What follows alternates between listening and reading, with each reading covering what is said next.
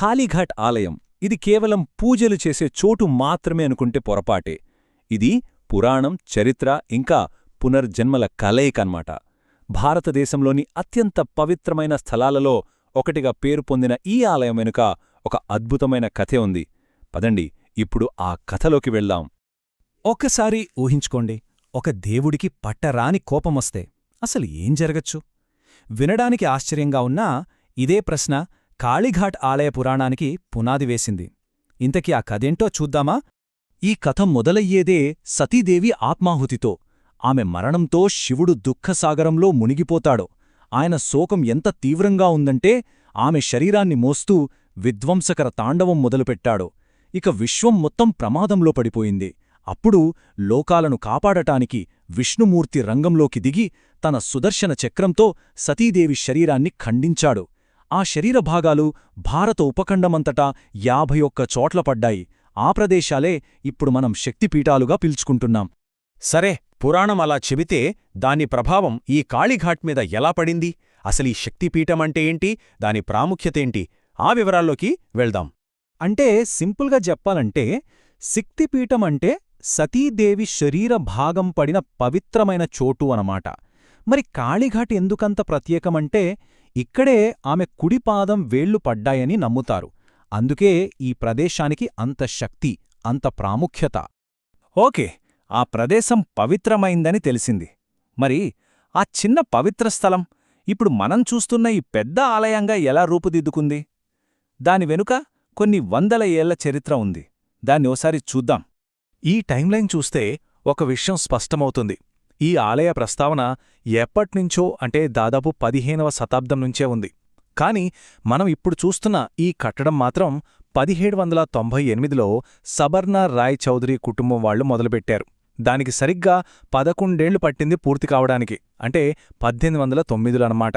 ఆ తర్వాత కూడా చూడండి 1858 వరకు నాట్ మందిర్ లాంటి ముఖ్యమైన భాగాలను వేరేవాళ్లు కట్టించి జోడించారు. ఇప్పుడు ఆలయం బయటనుంచి చూస్తే ఎలా ఉంటుందో మాట్లాడుకుందాం.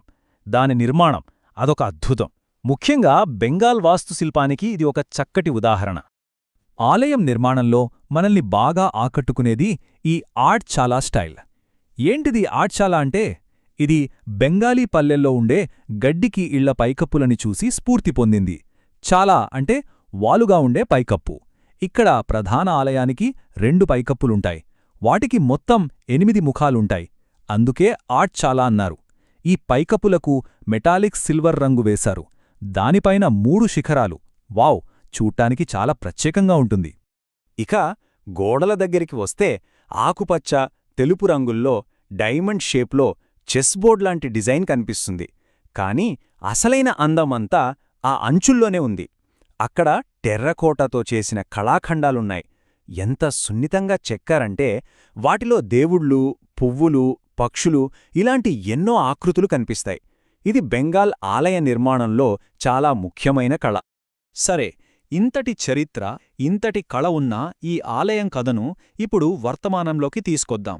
ఎందుకంటే ఇటీవలే ఒక భారీ పునరుద్ధరణ ప్రాజెక్టు పూర్తయింది. ఇది ఈ ఆలయానికి ఒక రకంగా బంగారు పునర్జన్మ అనే చెప్పాలి.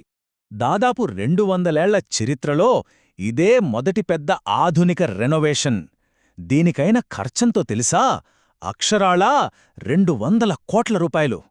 ఈ అంకె వింటేనే అర్థమవుతుంది ఈ ప్రాజెక్ట్ ఎంత పెద్దదో, ఎంత ముఖ్యమైనదో. ఈ రెనోవేషన్లో అత్యంత ఆకర్షణీయమైన విషయమేంటంటే ఆలయం పైకప్పు మీద ఉన్న ఆ 3 శిఖరాలున్నాయి కదా, వాటిని కప్పడానికి ఏకంగా 50 కిలోల బంగారం వాడారు. 50 కిలోలు. దీంతో ఆలయానికి ఒక కొత్త తేజస్సు, ఒక కొత్త వైభవం వచ్చింది. అయితే ఈ పనంతా అనుకున్నంత సులభంగా జరగలేదు. రెనోవేషన్ టీంకి చాలా పెద్ద సవాళ్లెదురయ్యాయి. ఆ సున్నితమైన టెర్రకోట పనులన్నీ పాడైపోయాయి. కొన్ని దాగిపోయాయి కూడా. పువ్వులు, పక్షుల ఆకృతుల లాంటివి శిథిలావస్థకు చేరాయి. అంతేకాదు, ఇన్ని సంవత్సరాలుగా రకరకాల వాళ్లు దాదాపు 25 రకాల వేర్వేరు టైల్స్ వాడారు. ఏవి ఒకదానితో ఒకటి కలవలేదు. ఇక 200 ఏళ్ల పాత కట్టడం కదా, సాధారణ మరమ్మత్తులు కూడా చాలానే ఉన్నాయి. కాని ఈ సవాళ్లన్నింటినీ అధిగమించి ఆలయ వైభవాన్ని మళ్లీ నిలబెట్టారు. పాత టెర్రకోటాను జాగ్రత్తగా కాపాడారు. పాడైపోయిన చోట్ల కొత్త వాటిని తయారు చేయడానికి ఆర్కిటెక్చర్ స్టూడెంట్స్ సహాయం తీసుకున్నారు. ఆ వేర్వేరు టైల్స్ అన్నింటినీ తీసేసి ఒకే రకమైన వాటిని అమర్చారు. ఇక ఆ 3 శిఖరాలకు 50 కిలోల బంగారంతో పూతపూశారు.